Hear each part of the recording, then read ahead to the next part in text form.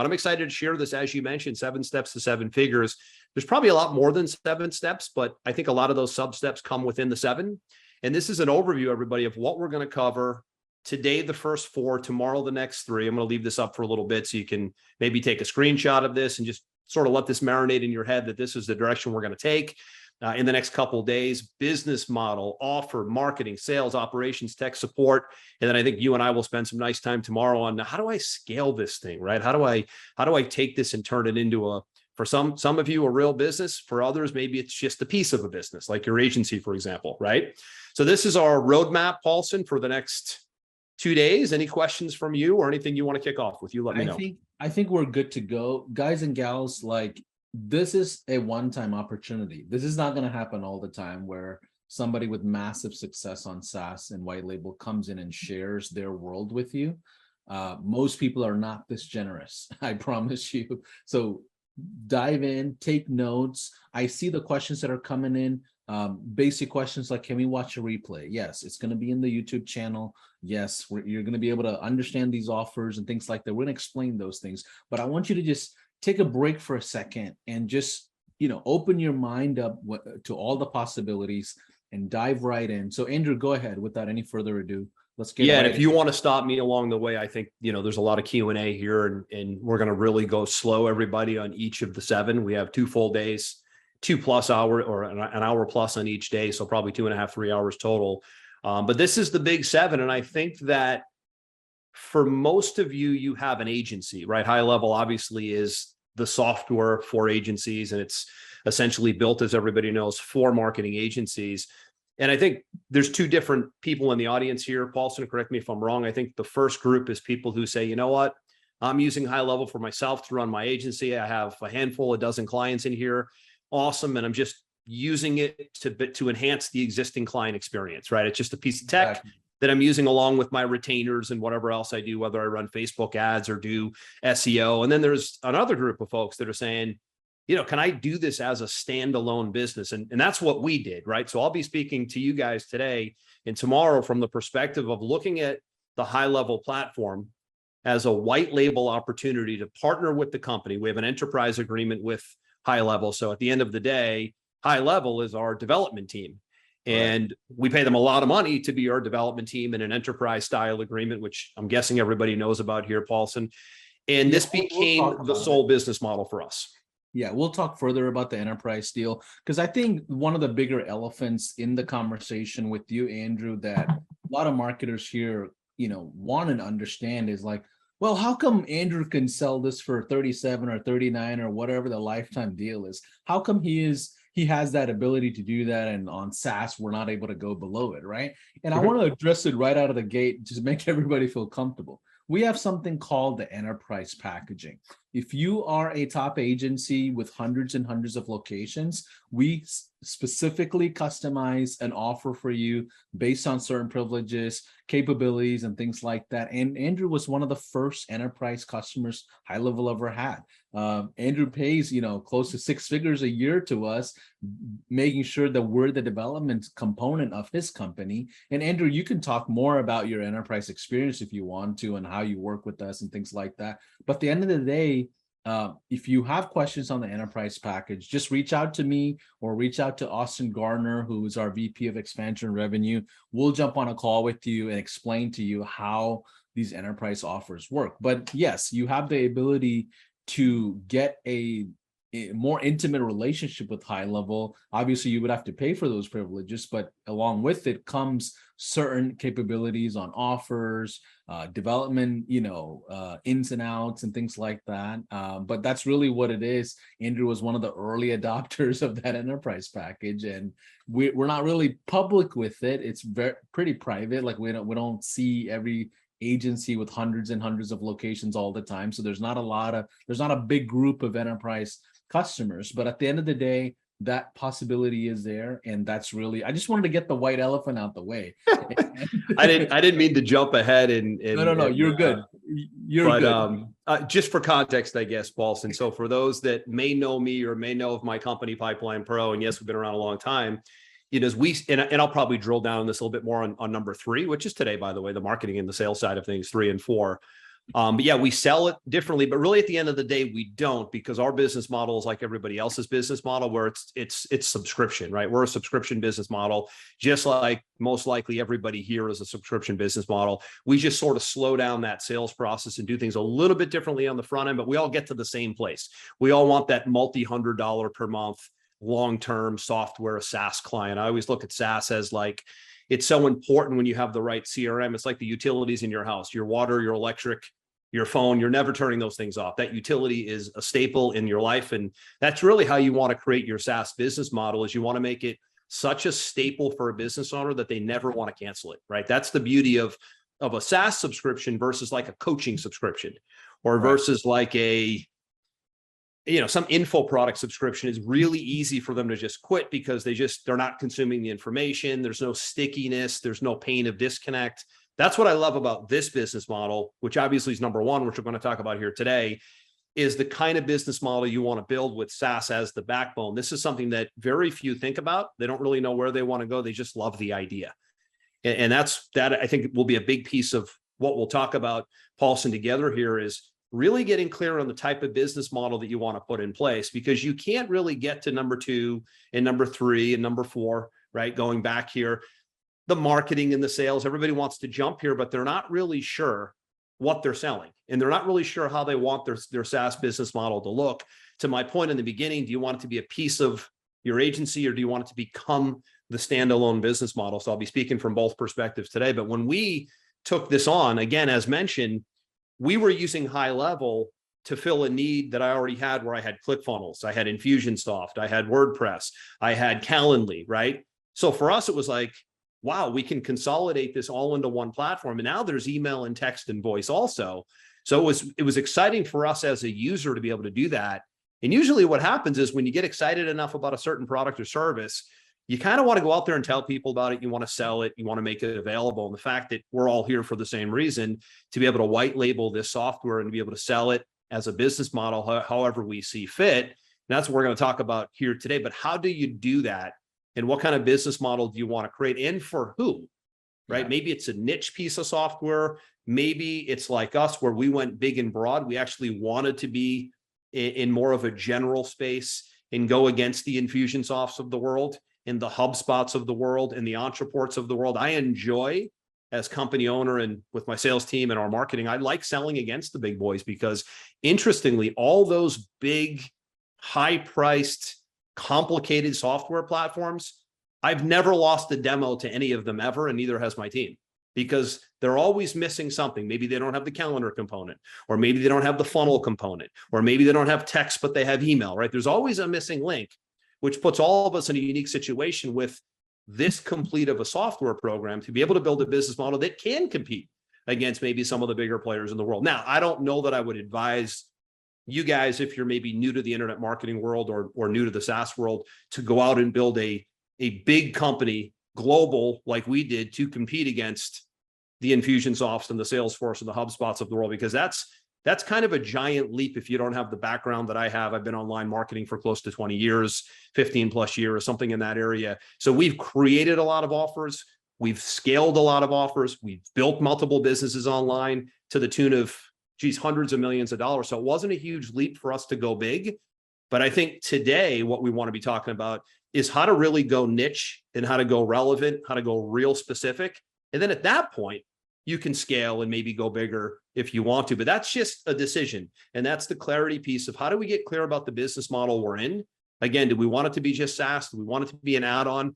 And do we want to niche it down? Maybe it's software for financial advisors, or maybe it's software for coaches, or maybe it's software for service-based businesses, right? That's usually where I would recommend someone go that doesn't have a lot of experience selling online, because at the end of the day, you're selling software online. So you have to have a little bit of software knowledge, and you have to have a lot of internet marketing knowledge. So Paulson, this is probably the spot we want to, build as the foundation of our 7 steps. And I, want to stop and make sure I get your perspective along the way here as well. Really, to add to your point, I see 2 types of companies, like the guys and gals that are just like, they're not sure about SaaSpreneurship altogether. They're not sure about the software side. And what they do is like, hey, all these agencies are in here in HighLevel. They're all selling some kind of software thing. Let me just add this as a package to the service lines that I have. But what they don't see in the true form is the churn rate difference between a services-based business versus a product-based business. Product-based businesses have less churn. They can go to different markets quickly, where services is just not as scalable because it's built on people, built on talent and skills and processes. So you have a disadvantage just right out of the gate, just doing Facebook ads or Google ads as a company. So I'm not a big fan of the SaaS hybrid model, but I see the value in it, especially if you're an established agency and that's something that you've already done, creating a book of business, you want to add SaaS on top of it. Now, the other type of companies that, to your point, Andrew, are the standalone SaaSpreneurs, are the standalone software companies that are just strictly focused on providing a tech solution and providing it as a systems as a sales type of thing, or an operation, or even a tool, however you want to sell it, depending on your skill level, depending on your offer, things like that. Now, what I think is very interesting is, most people, we don't recommend you jumping into the giant ocean of CRM providers and competing with top dogs. Someone like Andrew has, close to 30 years of sales experience, built multiple teams. He understands that market and he's able to just, resource himself to go there. But that's not the normal case most entrepreneurs start off with, especially in internet marketing.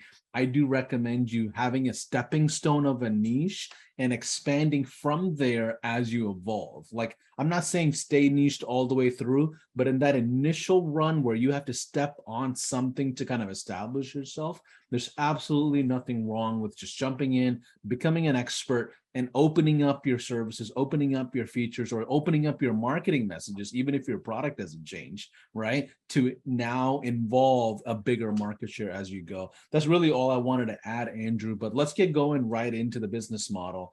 What kind of company are you creating and for who? What does that mean, Andrew? Yeah, so you're right about what you said. It's way smarter to niche down and drill down into an audience. And most likely you have an audience already, because I'm guessing most people listening are agency owners. So they're dealing with a certain kind of business owner, maybe in a certain niche. So let's say hypothetically, Paulson, we were talking about the home remodeling niche, for example. Maybe because you're in that niche or you serve that niche, it would be a lot easier for you to build software that sort of feels like it's customized and specialized for them. That means you and them. That means you become more relevant to them and your software becomes way more relevant to them versus them being on like an Infusionsoft that serves everybody.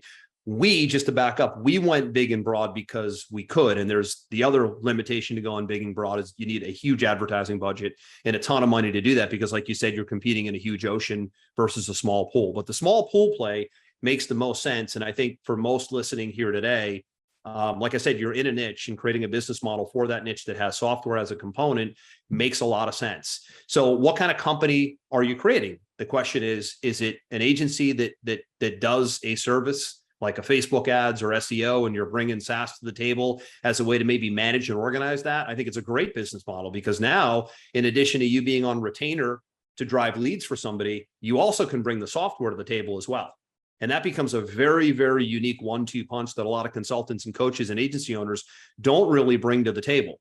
Now, the opposite of that is maybe you are a SaaS company, and this is how we do things, by the way. We're a SaaS company first, but we're also an agency on the back. So that's not the visible piece. For most of you, I'm guessing it's the opposite, where you're an agency and you're bringing SaaS to the table. We did it differently, but if you're SaaS only, you could do it that way as well, where if you're bringing customers in and they're doing demos or trials or activating subscriptions, well, then there's a fulfillment piece on the back where you say, okay, we have, 100 customers at $297 a month, but now there's a lot of them asking for done for you setups or done for you build outs or some agency services or lead generation services. When you think about your business model, you have to think about this piece right here before you launch it. And if you've already launched it, you can go back and think about this right now. Am I an agency now offering SaaS, or am I a SaaS now offering agency services?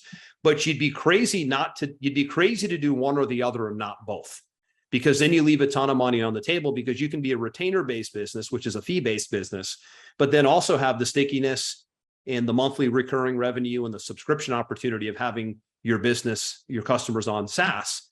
which, by the way, Paulson, you know this, makes your business infinitely more valuable, 10, 20x more valuable when there's a SaaS component to your agency, or vice versa, when there's an agency fulfillment component to your SaaS business model. Right. And I think that when you're thinking about this, I think we always think one or the other, not both. Yeah. So Andrew, what you're saying is look at services as an expansion revenue opportunity versus primary opportunity of revenue in the beginning, but go SaaS in the beginning and let them come in. And then eventually, based on the needs of that industry, create a service line behind it if it's necessary, as essentially a bonus structure or a expansion revenue structure is what you're saying. Yeah, or vice versa, right? So if you decided, hey, I'm all in on SaaS, I want to market this directly as a software company, be ready with fulfillment on the back, because the great majority of your people coming in are going to need help and they're going to want stuff done for them.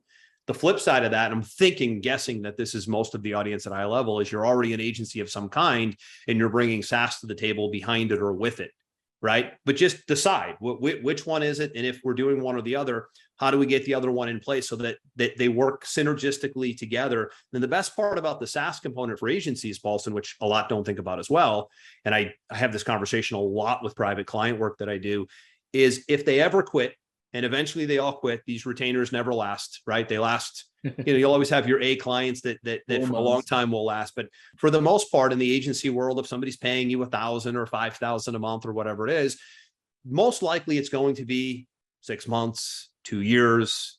You get some winter clients, 3, 4 years.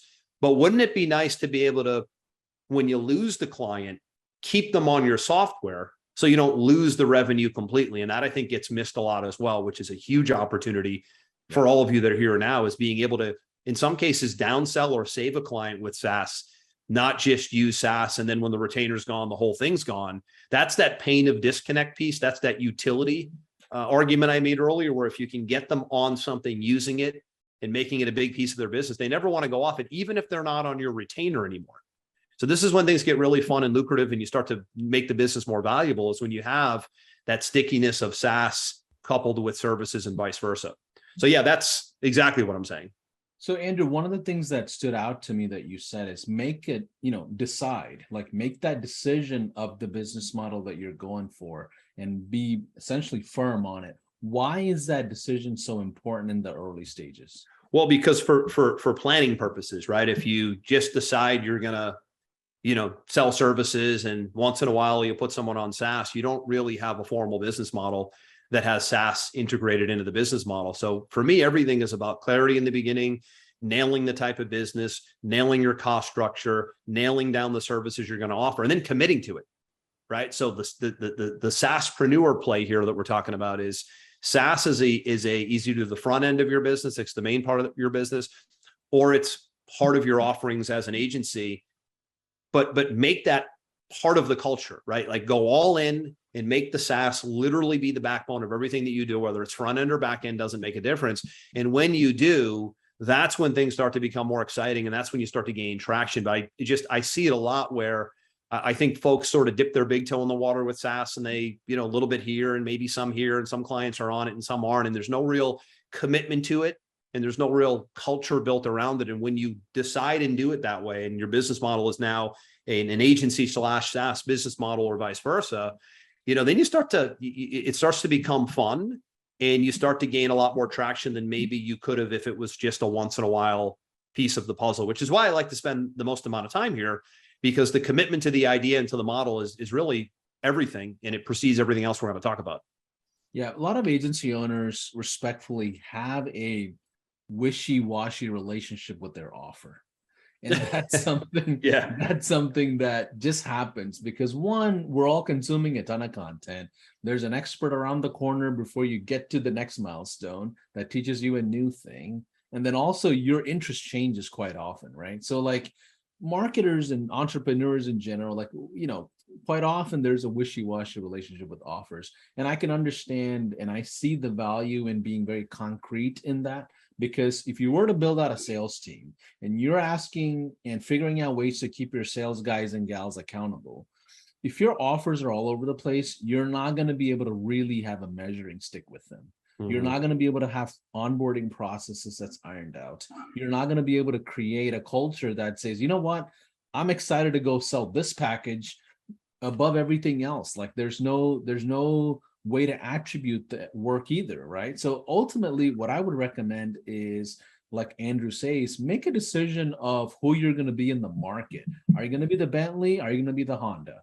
Right? Are you going to be SaaS hybrid, or are you going to be SaaS only? Or forget all of it. Just do agency stuff all by itself. Like make a decision whichever way you want to swing, and be an expert. Like be an expert in what your own business model, instead of going back and forth. Then you look up 6 months later and you've upgraded to HighLevel Pro plan 6 months ago and nothing's happening. Like I hate seeing that personally. But let's go further into this, Andrew.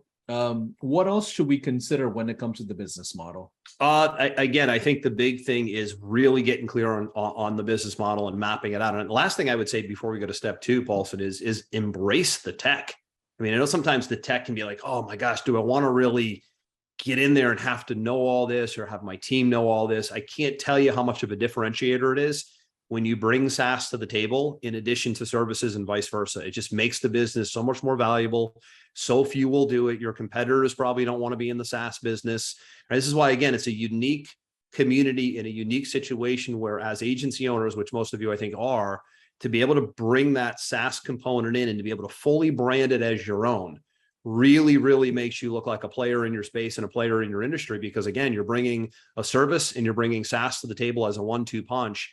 And I think when you commit to that, you're going to find you're going to make a lot more money, have a lot more retention, better retention, and you're going to have a much more stable and a more attractive business model, whether you're attracting money, partners, whatever. When you start stapling in that SaaS MRR on in addition to your retainer-based monthly recurring revenue, it really is an interesting 1-2 punch. So just embrace it, commit to it, know that the tech will always evolve and it will always be a learning curve, and you're always going to have to know more. But that, as that happens, you continue to separate yourself and differentiate yourself from the competitors. And that is a good thing. I have a personal question for you, Andrew. Yeah.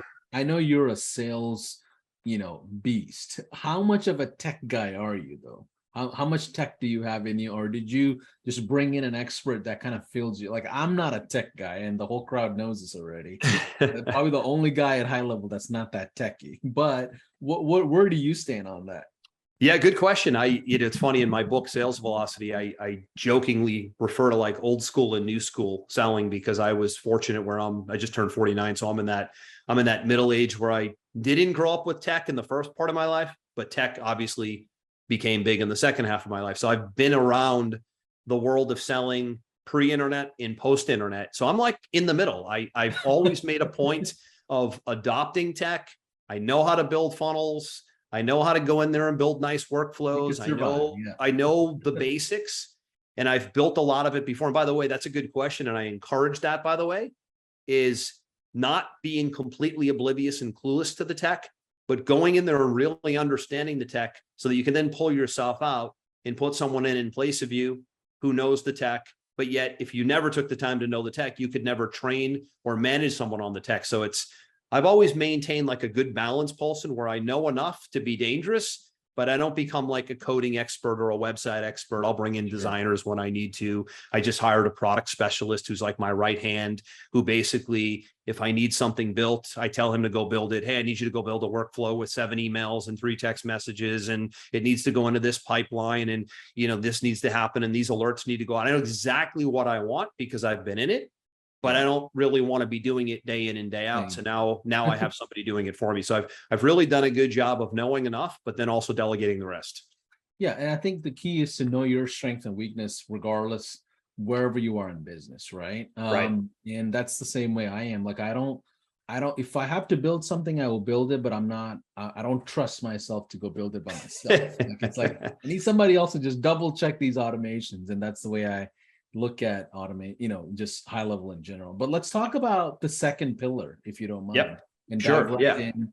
Tell us about your mentality on offer. I think you're one of the most brilliant people that came out with one of the most best offers out there, even before SaaS mode came out. Early days, I think you had one of the strongest offers out there when it comes to the CRM space. Help us understand how you think about the offer. Yeah, I think for any business, you need to think about the offer, right? So if you took the time to get your business model in place, or if maybe you're still doing that and you really understand how you want to go forward, now it's like, okay, how am I going to sell this thing now? This is really like the biggest roadblock of all is, all right, I have all the tools I need. I have the tech with HighLevel. I have the support of HighLevel. I have all the great training such as this with you guys are always doing something, right, to enhance your game and to support anybody who's on the SaaS model. But now how are you going to sell it, right? Are you going to sell it, like I said before, as part of an agency offering? Or are you going to sell it as a combination? Or are you going to sell it standalone like we do, like Pipeline Pro does, where we're a standalone SaaS offer with services on the back? That also has to be a decision that you make, is how you're going to sell it, not just what you're going to sell, but how you're going to sell it. What are you selling? Right. We'll get into step 3 and 4, which is sales and marketing here in a little bit. But the offer is everything in business. And it doesn't matter if it's a SaaS business, a consulting business, it doesn't matter if you're rolling out a nutrition product. What is your offer and how enticing is it? Is it going to be sexy enough for the audience that you just chose? Again, we'll use the example today that you're building software for the remodeling industry, let's say, or the home improvement industry. So now that you know that, what will you offer them that's enticing to them, where they just sort of stop in their tracks and go, wow, this sounds like it's made for us.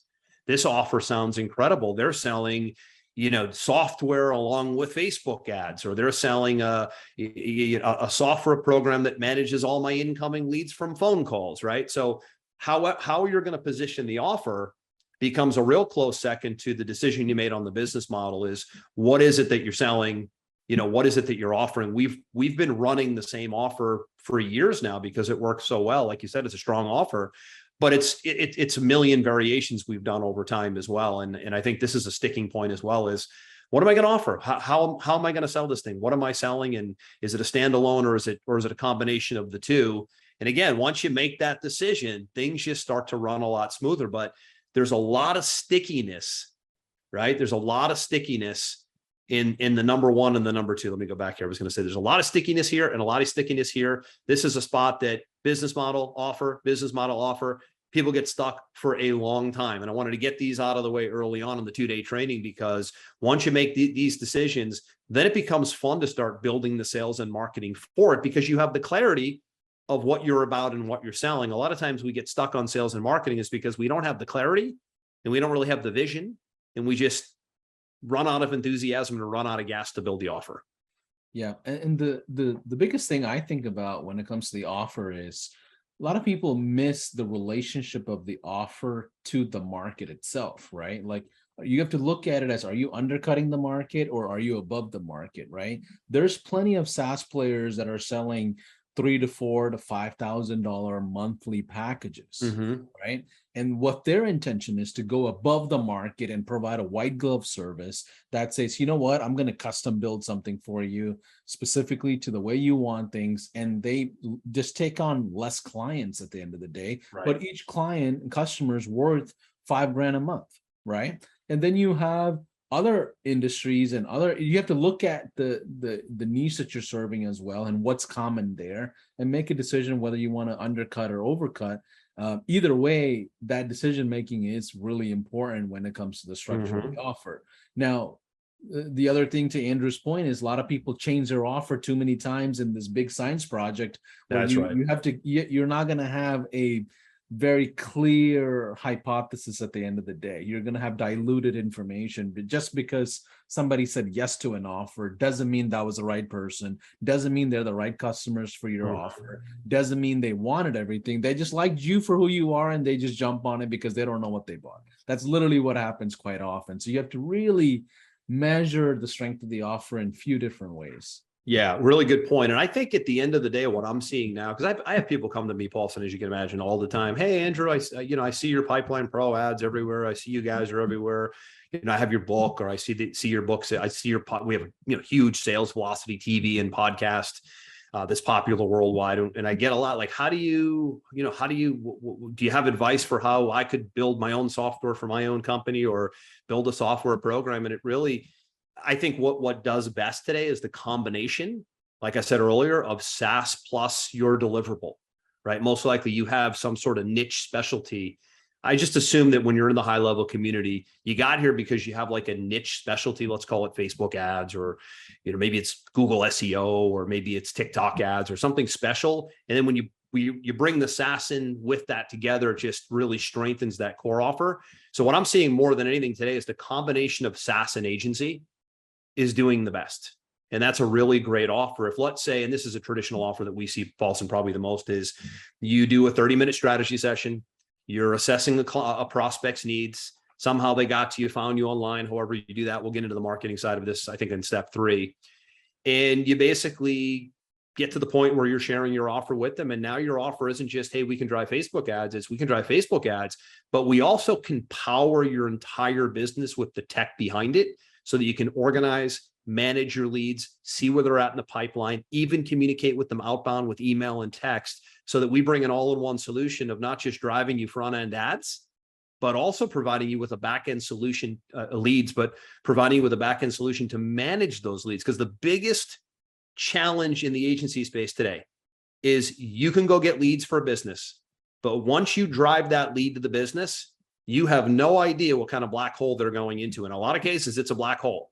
I call it a leaky bucket. Somebody's not answering the phone correctly. They don't have good follow-up. The leads get lost. They're going to a spreadsheet. So you bring SaaS to the table and you actually strengthen your own retention, but you're way more valuable to the business owner because now you're bringing the front and the back end to the business owner, not just the front end or the back end, right? It's now both. So what this does is it makes you more attractive. It creates a unique selling proposition for you, and it preserves that one black hole issue where you're driving the leads, but you don't know what's happening on the back end. So that's, for me, that was an aha moment at one point. Whenever I bring that up in the way that I just did, it's usually an aha moment is, now I can gain some control in the back end when I go drive leads for this business owner. And that's what I'm seeing is the most successful today. Good old fashioned strategy session model. And it's some sort of agency service plus the SaaS as a tag along or as a component of it. And then again, thinking longer term, we'll get into the scaling piece later. If they ever come off your retainer, if they ever get off your contract, they'll most likely stay on the SaaS and you'll still have a paying customer that requires not a lot of fulfillment. So you've really put 2 income streams in place when you do it this way from the front end. And again, that's that business model decision in step 1 that gets you to your offer.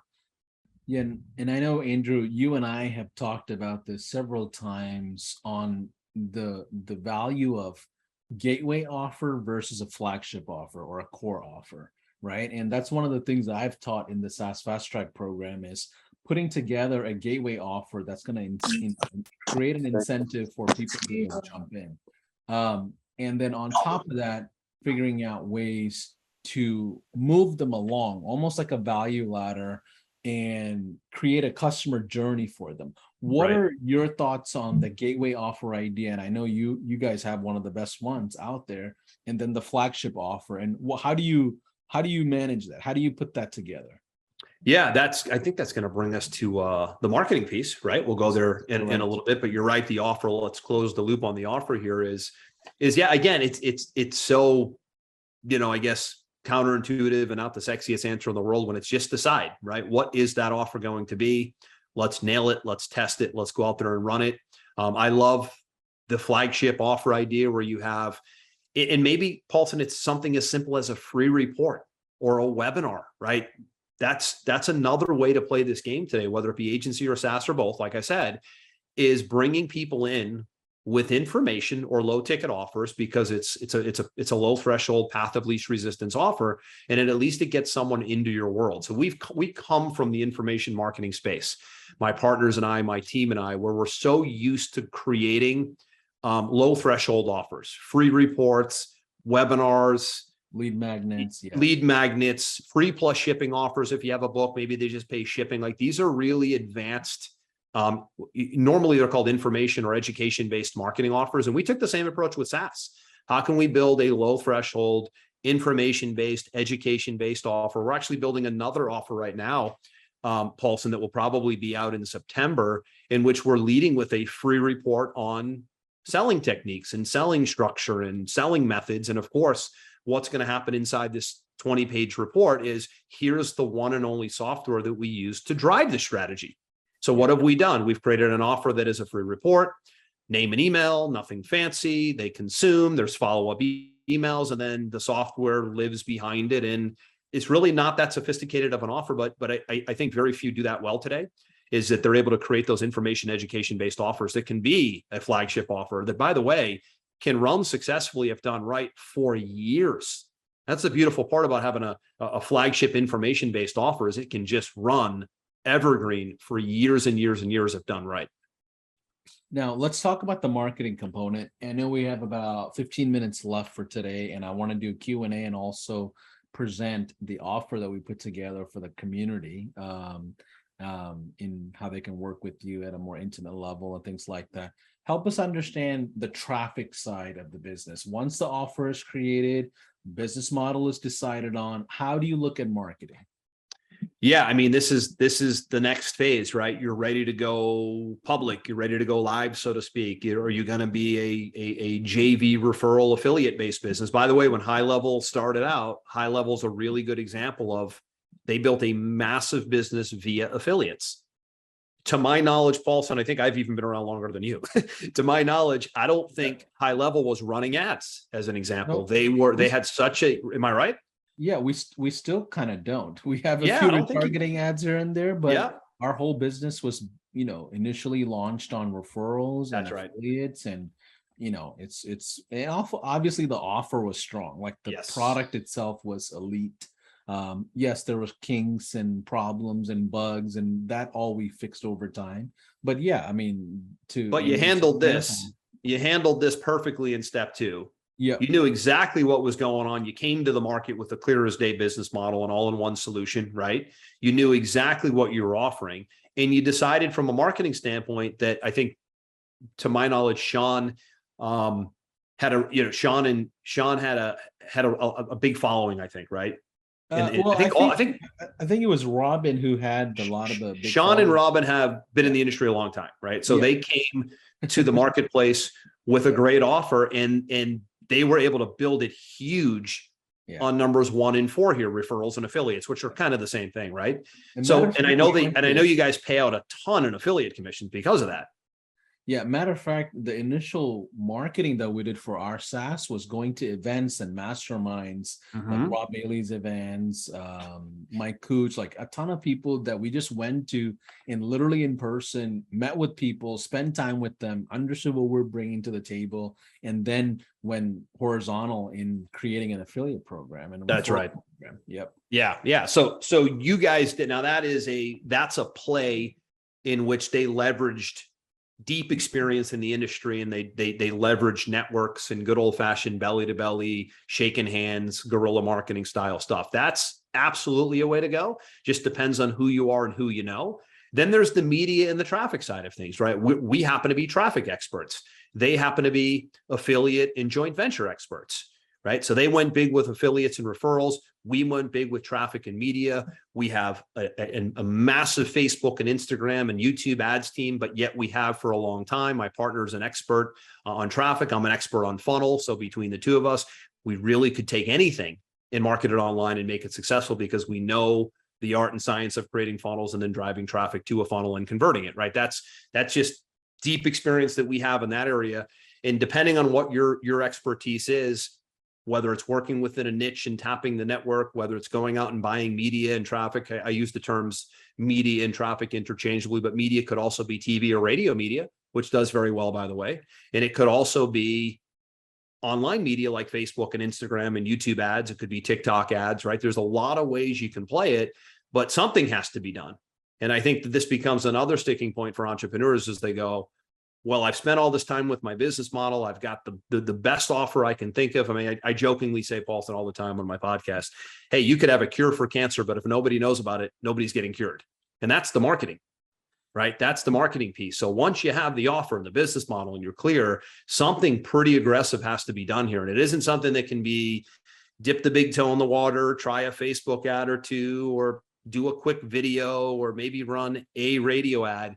This is where you either go big or you go home, and that's what the marketing. And oftentimes this is not what most business owners want to hear, is they need to be prepared to come to the table with massive action, a good amount of money, a lot of time, to bring it all together, because you'll never really make it in any business if you're not willing to commit hardcore with money and time to one of these. And I only mentioned 4 here, right? Media, traffic, referral, affiliates. Those are general terms, but you're going to have to commit to one of them, and you're going to have to commit big, and you're going to have to try to make mistakes quick so you can learn from them, right? Sort of get it done, make the mistakes as quick as you can so you can learn from them and build off of them. That's my, I guess my, the good and the bad of the marketing, right?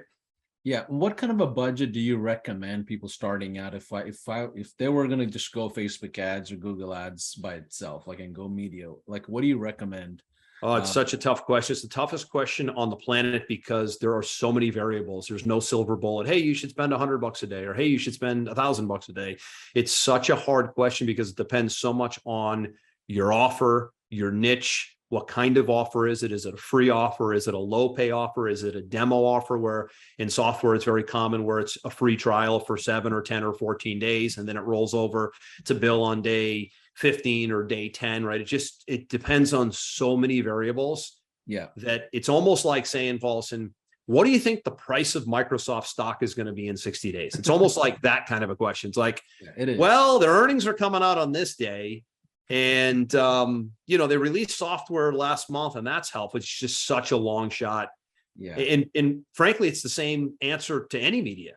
Yeah. And what can I expect to spend on radio, TV, right?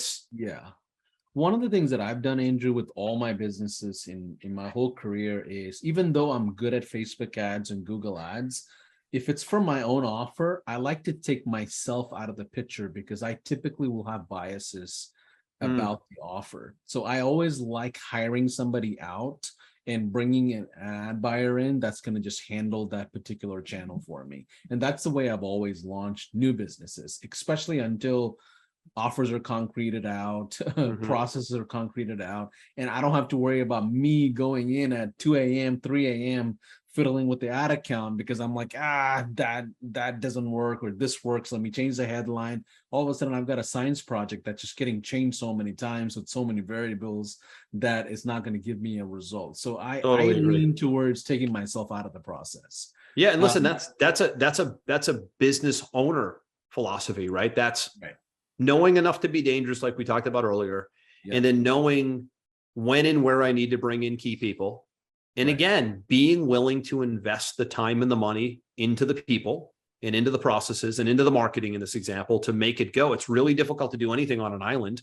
And in SaaS, because it's tech, adds another element, right? That business owners aren't often excited about, is now I have to really understand the tech in addition to understanding the business philosophies of the marketing and the sales and whatnot. So it's, but this is everything, right? This is... Andrew, let's do this. Can we skip step 4, or do you want to talk about that today? Because we're right on time. If you wanted to just keep it at an hour and we can do an extended Q&A tomorrow, it's up to you. Go ahead. I feel like we should just go ahead and skip step 4 because it's such a massive topic on sales. So we'll do 4, 5, 6, 7 tomorrow. Yeah. And if we don't even get to 7, that's okay. Let's just I rather have the sales component ironed out, because I know that's a really important piece. Right. And why don't we do this?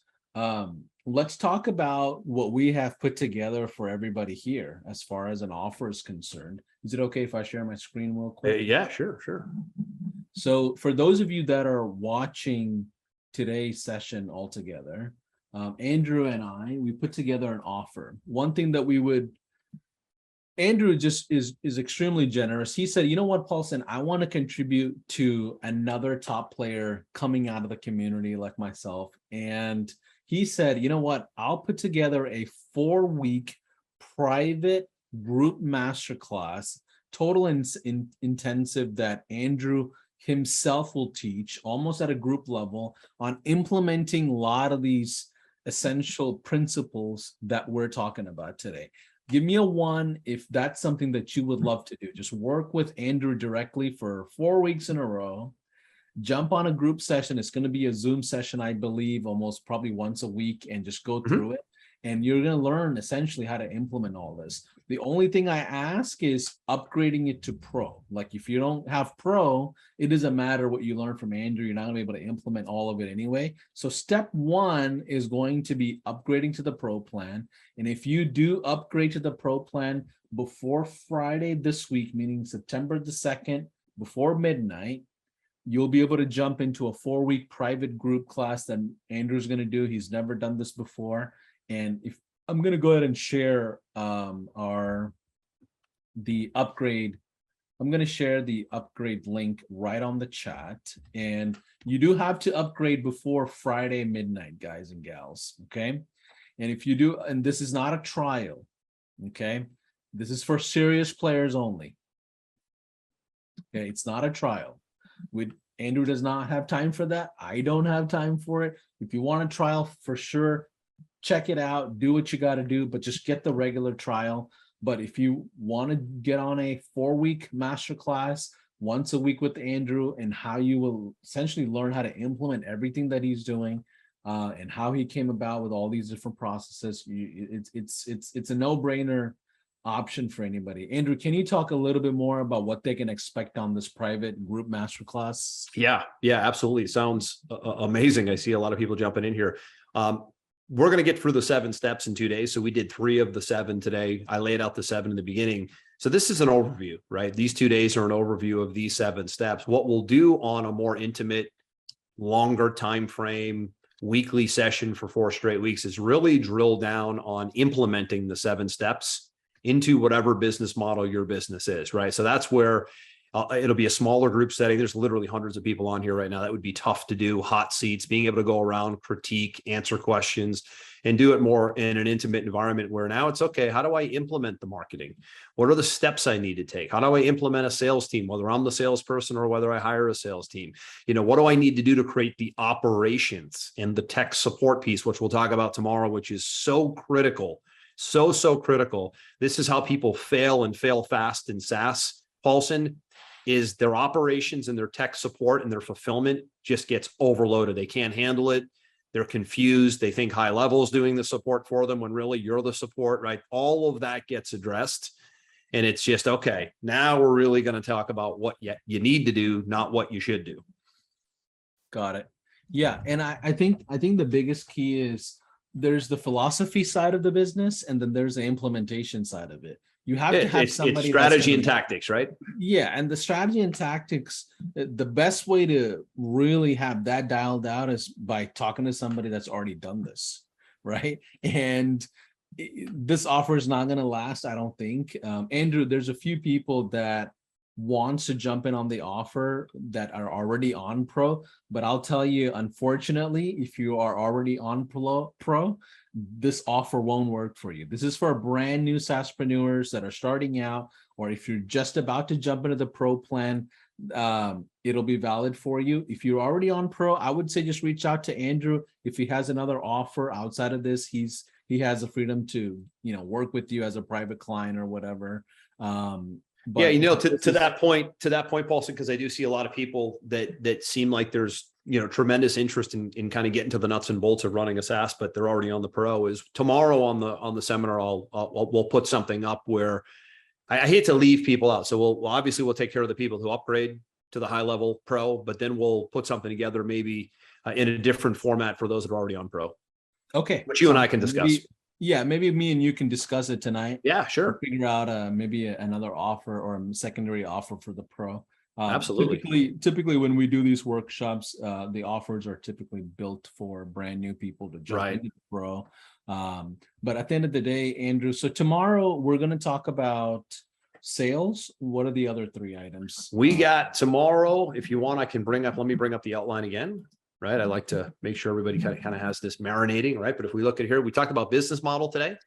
We talked about, let me make this a little bit bigger. There we go. We talked about business model today. We talked about offer. We talked about marketing and sales. 3 and 4 really go hand in hand, right? Because obviously we're going to market into a sales team or into a sales operation. But as I mentioned a second ago, 5 and 6 are the biggies, right? And this was a tough lesson for me to learn early on as well is, okay, it's easy to support a coaching model. It's even relatively easy to support an agency model. But when you're running a platform, the amount of customer service and tech support and hand-holding and tickets. I mean, if I told you how many tickets we get in a day, Paulson, like it's daunting. It's just really incredible how, and we put a ton of time, energy, and resources into customer service and member experiences. I'll talk about having private Facebook groups, having a ticketing system, having live chat inside the dashboard. There's tools that can be used, doing live trainings. We do 2 a week, having a separate members area. I mean, there's so much that needs to go into the operations and the tech support that very few understand, that many miss. And if you want to scale, when we get to number 7, you're going to need to invest a lot of time, money, energy, and thought into how am I going to support my people so they stay on. Yeah. And that's the world I live in, you know, like I know. you get it. You get it. It's like, yeah, you know, 1,500 tickets a day is pretty normal sometimes, you know. But at the end of it all, here's what I'm going to do. I'm going to share my screen one more time. So if you guys want to take advantage of the upgrade offer. So here's what it is. Upgrade to HighLevel's Pro plan, which is the $497 plan. You have until Friday midnight to jump into it. Okay.